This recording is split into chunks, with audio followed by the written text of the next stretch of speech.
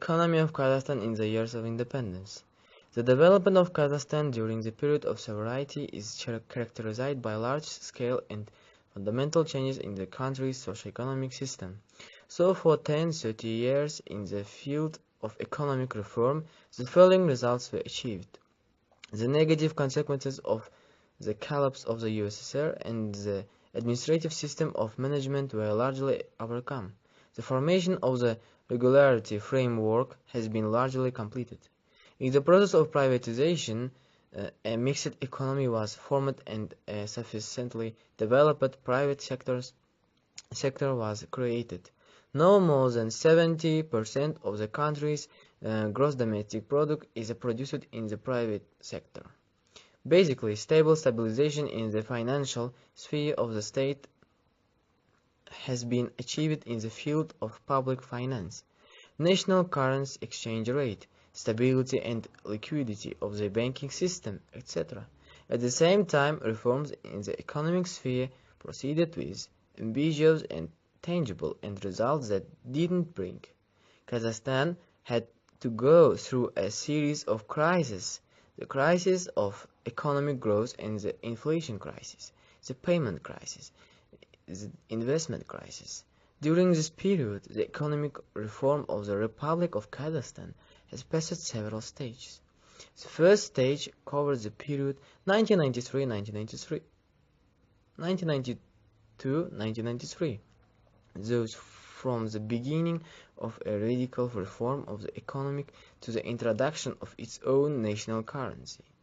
At this stage, property was transformed by means of denationalization and privatization, deepening financial destabilization, an unprecedented increase in inflation, hyperinflation took place, which devalued the accumulation of the population.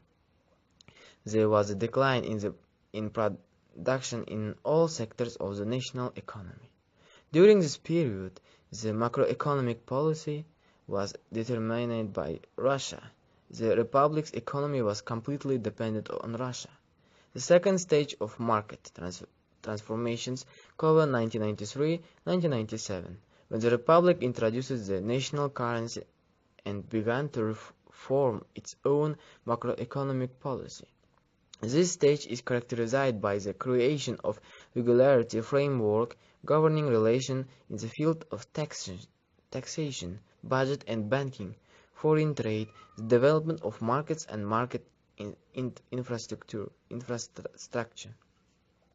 The main result of the second stage of the reform was a fundamentally new economic policy, as a result of which the process of transformation of the common economy into a market economy became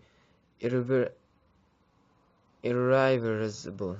The main elements of the new economic policy are liberalization of the economy on the basis of engaging market regulators and reducing forms of state regulation of economic activity, liberalization of foreign economic activity, opening the country to foreign capital, the practical implementation of the principles of free pricing, etc. began.